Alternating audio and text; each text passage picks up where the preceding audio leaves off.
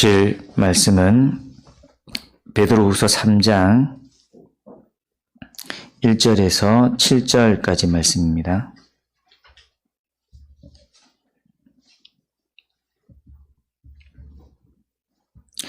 베드로후서 3장 1절 신약 386페이지 같이 보시겠습니다. 사랑하는 자들아, 내가 이제 이 둘째 편지를 너희에게 쓰노니 이 두 편지로 너희의 진실한 마음을 일깨워 생각나게 하여 곧 거룩한 선지자들이 예언한 말씀과 주 대신 구주께서 너희의 사도들로 말미암아 명하신 것을 기억하게 하려 하노라. 먼저 이것을 알지니 말세에 조롱하는 자들이 와서 자기의 정욕을 따라 행하며 조롱하여 이르되 주께서 강림하신다는 약속이 어디 있느냐? 조상들이 잔 후로부터 만물이 처음 창조될 때와 같이 그냥 있다 하니 이는 하늘이 옛적부터 있는 것과 땅이 물에서 나와 물로 성립된 것도 하나님의 말씀으로 된 것을 그들이 일부러 잊으려 함이로다.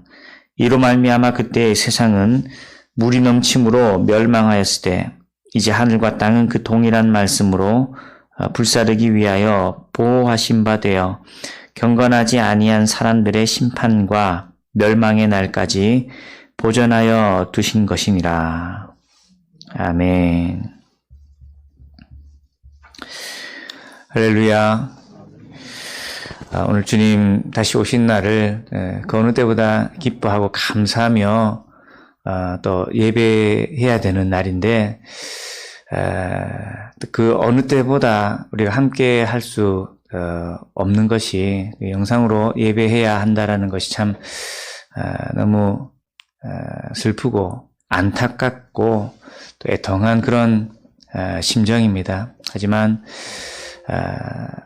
우리가 이 예배를 비록 몸으로 함께하는 예배가 되지 못한다 하더라도 복음 때문에 기뻐하고 또 그 복음을 의지하여서 이 위기와 어려움을 또 그 어느 때보다 잘 극복할 수 있는 저와 여러분이 되고 이 과정들이 그저 우리에게 상처와 아픔만을 가져다 준 시간이 아니라 오히려 더 주님을 깊이 묵상하면서 주님을 깊이 있게 만나고 또 예배에 대한 사모함을 우리가 오히려 더 회복해 가면서 이 시간들이 지났을 때에 이전에 우리에게 없었던 감사와 기쁨이 우리 예배 속에 주어지고 우리가 주님을 더욱더 사랑하고 주님 위하여 살아가기를 힘쓰는 그런 교회가 될 수 있기를 소망합니다.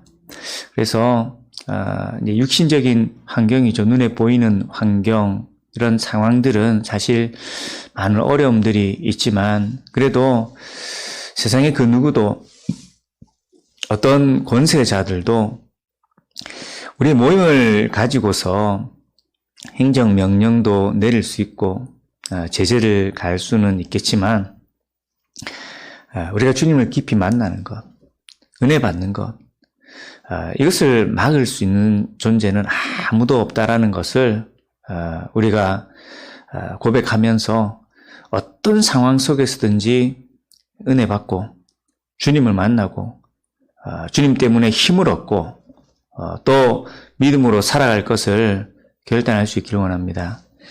오늘 본문의 말씀도 사도 바울이 내가 이 둘째 편지를 너희에게 쓰노니라고 하면서 이 편지로 너희의 진실한 마음을 일깨워 생각나게 하려 한다라고 하고 있죠.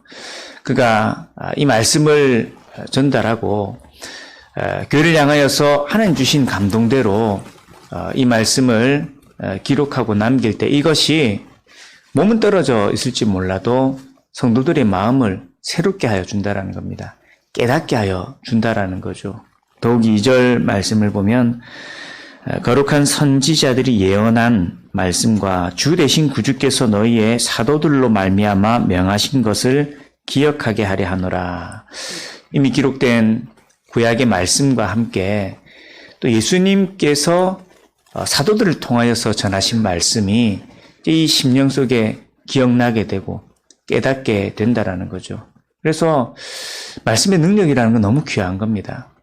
하나의 문자일 수 있고 정보에 지나지 않을 수 있고 하나의 지식처럼 보이는 이러한 내용들이, 그러나 그것이 사람이 쓴 것이 아니고 하나님의 뜻이 담겨 있고 하나님의 약속이 담겨 있고, 또 세상 지식과 비교할 수 없는 건요, 성령의 역사가 그 속에 있기 때문에 우리가 이 말씀을 보고 읽을 때, 또 말씀을 들을 때 동일한 성령의 역사가 우리 심령 속에 일어나면 주님의 음성을 깨닫게 된다는 거죠. 내가 직접 하나님의 음성을 듣게 되는 것이고, 내가 직접 주님을 만나는 놀라운 일들이 우리 속에 일어난다는 겁니다. 그래서 우리는 이 말씀을 대할 때, 말씀을 보고 읽을 때, 말씀을 들을 때, 그건 그냥 사람의 말이 아닌 우리가 친히 주님의 음성을 듣는 것, 또 주님을 만나는 일이다. 이러한 고백으로 더 간절한 심령으로, 그리고 겸손하고 낮은 자세로, 그리고 이 말씀으로 주님을 더 알아가고 자신의 허물을 깨닫고 주님 닮아가기에 힘쓰는 그런 믿음의 자세를 보여야 되는 거죠. 그래서 이것은 말씀을 묵상할 때에도, 더욱이 예배할 때에도 말씀의 본질이 뭔가 우리가 깊이 고민하면서 또 묵상하면서 이 말씀을 대할 때 우리가 더 깊이 주님을 만나는 은혜가 있다는 것을 잊지 않아야 될 것입니다. 그래서 이제 전국적으로 교회가 대면 예배가 어려워진 이 상황들 속에 성탄 예배 또한, 그리고 주일 예배도 당분간 비대면 예배로 진행되겠지만 여러 불편함이 있고요. 또 무엇보다 아쉬움, 안타까운 마음이 큽니다만, 그러나 그러기 때문에 오히려 더 간절함을 가지고 말씀을 대하고 듣기에 힘쓰고 깊이 묵상하고 기도한다면 오히려 그 이전에 경험하지 못한 그런 은혜, 하나님께서 우리를 만나 주시는 일들을 우리 분명히 경험할 수 있을 것입니다. 물론 이것이 계속 지속되는 건 바람직하지 않죠. 이러한 제재, 이러한 상황들이 속히 지나갈 수 있기를 기도하되, 더 중요한 것은요, 어떤 상황이 되든지 말씀을 통해 주님을 만나는 것, 이 은혜를 잃어버리지 않는 것이 더 중요하다 하는 것을 우리가 기억하면서, 주님, 어떤 예배 상황 속에서든지 주님 만나게 해주세요. 말씀을 듣고 깨닫게 해주세요. 이 말씀에 소망을 얻게 해주세요. 이런 고백으로 주님을 더 깊이 만나고 주의 은혜를 누릴 수 있는 우리 교회가 되어야 될 것입니다. 베드로는 이런 말씀을 가르치고 이 서신을 남기는 것을 통해서 간절함이 있었던 거죠. 이 말씀을 접하는 이들이 주의 음성을 깨닫고 주님 만나기를 원하고 주의 그 가르치심을 그들이 기억하고 떠올릴 수 있기를 원했다라는 겁니다. 그러면서 3절부터의 말씀은, 내가 이런 말씀으로 이런 것들을 너에게 알리는데 말세에 조롱하는 자들이 와서 정욕을 따라 행하면서 자기 마음대로 살면서 그것뿐만이 아니라 조롱한다라는 겁니다. 뭘 조롱하느냐? 주께서 강림하신다는 약속이 어디 있느냐? 이 말세라고 하면 이제 뭐 여러 해석이 있을 수 있겠지만 가장 이제 정통적인 해석은 예수님께서 부활 승천하신 이후부터 예수님의 재림하시기까지의 이제 이 교회의 시대, 이제 이 말세다라고 합니다. 이 말세의 시대에 다시 오실 주님, 이미 오신 주님을 믿고 의지하면서 다시 오실 주님을 기다리고 소망하는 이들도 있지만, 그러나 또 한편으로는요, 말세, 이 재림이 어디 있느냐? 주님이 오신다라는 게 어디 있느냐? 그런 약속이 어디 있느냐? 재림하실 주님을 기대하지 않고 그 재림의 약속을 부인하고 소망하지 않고 더 넘어서서 그 재림을, 다시 오실 주님을 기다리고 소망하는 이들을 조롱하며 비웃고 대적하는 그런 이들이 이제 있다라는 것입니다. 그럼 이 세상도 그렇죠. 물론 믿지 않는 자들은 예수님께 다시 오실 일들뿐만이 아니라 이미 오신 일들도 믿지 않고 오히려 그것을 조롱하는 일도 있습니다만, 이 본문의 말씀이 기록된 중요한 이유는요, 교회 내에서도 그런 반응들이 있다라는 거죠. 예수님을 믿는다라고 하면서도 예수님이 다시 오실 일들에 대하여서 부인하는 이들이 있다라는 겁니다. 그래서 이 당시 초대교회 내에 이 거짓 교사들, 그리고 이단들이 난무하면서 가장 이 기본적인 복음의 진리에 대하여서 그들이 왜곡하고 또 그 주님의 다시 오실 일들에 대하여서 그것이 있을 수 없는 일들이다라고 이야기하며 예수님의 다시 오심과 또 그와 함께 이루어질 심판을 부인하면서 너무나 쉽게 정욕대로 욕심대로 살아가 버리고 오히려 믿음으로 살아가려고 하는 이들을 조롱하고 비난하고 그들이 무지하다라고 비웃는 그런 일들이 있었다라는 것이죠. 그런데 이런 일들이 조상들이 잔 후로부터 만물이 처음 창조될 때와 같이 그냥 있다 하니 지금 그들이 살아가고 있는 삶의 현실 그걸 이야기하면서 야 지금 만물이 처음 창조될 때부터 그대로 있고 뭐 이것이 갑자기 변화되고 사라지고 없어지고 심판이 이루어지는 일들 그런 것들 있지 않다라고 부인하는 것이죠. 오늘 우리의 신앙의 삶 속에서도요 예수님을 믿는다라고 하지만 모두가 그렇지는 않아도 의외로 또 적지 않은 이들이 이 재림에 대하여서 기대와 소망이 없이 살아가는 일도 있다라는 것이죠. 물론 본문처럼 그런 재림에 대하여서 조롱하고 비난하고 왜곡하고 부인하는 그런 입장까지는 아니라 하더라도 다시 오실 주님에 대한 소망이 없고 기다림이 없는 성도들 또한 이제 없지 않다라는 것이죠. 그러나 분명 예수님을 믿는다라고 하는 것은요, 그의 오심과 함께 그의 십자가와 부활, 또 승천하시고, 그리고 그가 다시 오시고 심판하실 것들을 다 포함하고 있는 것이죠. 예수님을 믿는다라는 것은 그가 육체로 이 땅 가운데 오셨고, 십자가 지시고, 부활하시고, 또 그가 다시 오실 것을 믿는 것, 모든 것을 포함하는 것이다라는 겁니다. 그리고 예수님을 제대로 믿는다라는 건 그의 십자가를 의지하여서 담대히 주님 앞에 서고 부활의 주님을 소망하여서 영원한 생명을 기대하고 또 다시 오실 주님을 기다리면서 우리가 경각심을 가지고 그가 오실 때 이루어질 심판을 두려워 떨므로 우리가 늘 기억하여서 깨어서 살아가기를 힘쓰고 믿음의 삶을 날마다 결단하고 그리하여 그 심판의 때에 우리가 하나님의 진노 가운데 있는 것이 아니라 주님께서 영화롭게 하여 주시고 주님 주실 상급을 얻는 그런 삶들을 기대하는 것. 그것이 오늘 우리가 고백해야 될 신앙의 모습이고 또 그 다시 오실 주님을 기대하고 소망하면서 살아가는 것이 우리의 본분이다라는 것이죠. 여러분 어떠세요? 이미 오신 주님을 기억하며 예배합니다. 비록 비대면 예배로 진행되지만 그 주님을 기뻐하고 감사하면서 영광 돌리면서 우리가 성탄 감사 예배를 축하 예배를 드리기도 하죠. 그러나 우리 그 주님을 기억할 때 또 반드시 기억해야 될 것은요.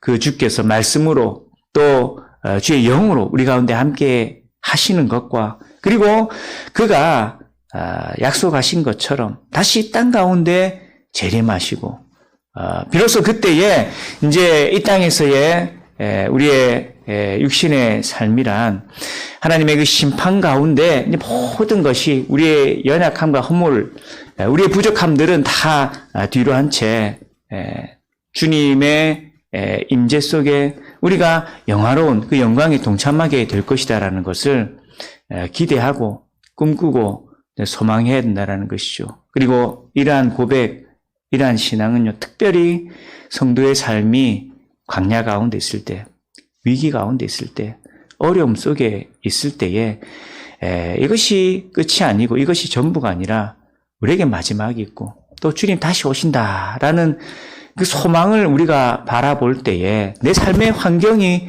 어떠한가, 그것 때문에 일이 일비하는 것이 아니라 다시 오실 주님을 기대하면서 순종하는 일에 집중할 수 있고 그 주님이 다시 오심을 통하여 우리에게 주어질 영광에 대하여서 기대하고 꿈꾸며 오늘의 위기와 그리고 고난과 광야 같은 삶들을 우리가 극복해 나갈 수 있는 것이죠.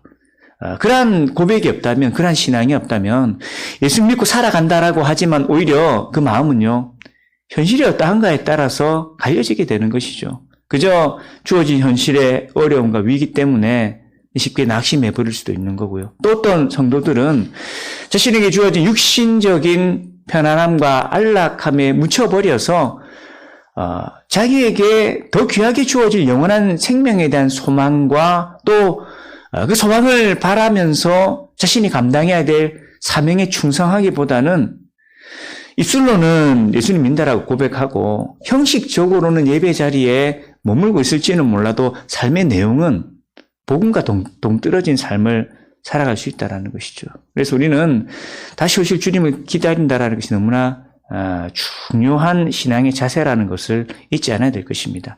특별히 이 재림에 대한 고백은요, 오늘 내가 육체적으로 방종하는 것에 대해서 나를 지키는 그런 고백이고 힘이 된다라는 거죠. 베드로가 이 재림에 대해서 더 강하게 외치는 이유는요, 이 거짓 교사들이 잘못된 교리로 자꾸 이 예수님을 믿고 의지하는 사람들을 육체로 방종하게 하고 그릇된 교리로 영원한 생명에 대한 소망을 가지고 살아가기보다는 자기 마음대로 살아가려고 하는 그러한 모습들을 보고서 주께서 육체 가운데 이 땅 가운데 오신 것과 또 다시 오실 것 그리고 그 속에 이루어질 심판에 대하여서 가르치면서 경각심을 가지고 오늘이 다가 아니고 내 육체가 전부가 아니라 믿음으로 살아야 될 삶, 세상과 구별되어 살아야 될 그 삶, 그리고 우리에게 주어질 심판 앞에서 더 겸손하고 경각심을 가지고 깨어서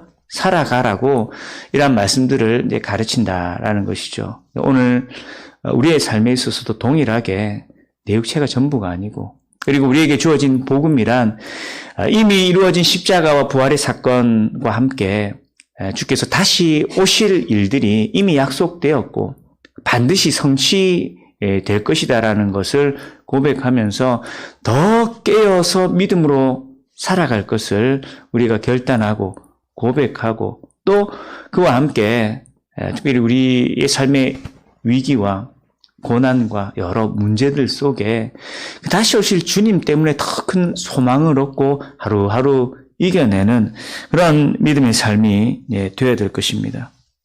사도 베드로는 이러한 다시 오실 그 약속에 관하여서 다시 언급하되 이 약속을 무시한다라는 건 그건 주님을 무시하는 거고 말씀으로 이 땅이 이루어졌다라는 그 자체를 부인하는 것이다 라고 또 강조하고 있습니다. 하나님의 역사란 말씀으로 이 땅을 창조하여서 이 땅이 나게 하시고 그리고 그 말씀이 육신이 되어서 예수님께서 오시었고 부활 승천하시되 그 말씀으로 오늘 이 시간 우리 가운데도 임재하시고 그리고 그 말씀, 그 언약은 또 반드시 성취되어서 지금 재림하여 오신다라는 거죠. 우리에게 주어진 약속, 언약, 그것은 1.1획도 변함이 없다라는 거죠. 그 말씀으로 지어졌고 지음받은 이 땅 가운데 예수님이 육체가 되어서 이 땅 가운데 오시었고 또 비록 우리 눈으로 그 예수님을 우리가 보고 경험하지 못하지만 우린 그 주님을 만나고 있습니다. 무엇으로요? 앞서 말씀드렸듯이 말씀을 우리 가운데 함께 하셔서 오늘 이 순간도 우리가 주님과의 만남을 누리는 것이고 그리고 그 언약, 그 말씀은 분명히 우리에게 강조하고 있습니다. 다시 오신다. 그리하여서 이 땅 가운데 이 마지막 심판이 주어질 것이다. 우리가 그것을 지금 눈으로 경험하고 있고 지금 육체로 그것을 이해할 수는 없다 하더라도 우리는 고백할 수 있습니다. 예수님의 십자가와 부활을 그 말씀에 대한 이 성령의 일하심을 통하여서 믿고 고백하듯이 우리 속에 성령이 있다면 우리 속에 그 말씀의 비치심이 있다면 그 어느 누구도 부인할 수 없는 거죠. 예수님이 다시 오신다라는 사실. 이 새벽 저와 여러분이 그 말씀의 역사를 통하여서 오늘 이 시간 먼저 우리가 주님을 깊이 만나고 그 주님을 기억하고 묵상하면서 주의 말씀을 깨닫는 시간이 되고, 그리고 주님 다시 오신다라고 하는 그 소망을 품고서 위기를 이겨내고 다시 오실 주님을 기다리기 때문에 오늘 하루하루를 죄를 가까이 하는 삶이 아니라 세상과 구별되어서 거룩한 삶을 사모하고 주님 닮아가는 삶을 우리가 힘써 순종할 수 있는 저와 여러분 될 수 있기를 주님의 이름으로 축원합니다. 오늘도 주신 말씀 기억하시면서 그 말씀으로 인하여 주님을 가까이 섬기고 다시 오실 주님을 기다리는 믿음의 삶 살아가게 하여 주옵소서. 특별히 오늘 비대면 예배로 또 성탄 예배 그리고 주일 예배까지 계속 이어질 텐데, 주님 어떤 형식으로 예배가 이루어지든 그 예배 속에 주님 만나게 해주십시오. 간절함을 가지고 예배하게 하여 주옵소서. 같이 주여 부르시며 기도하시겠습니다. 주여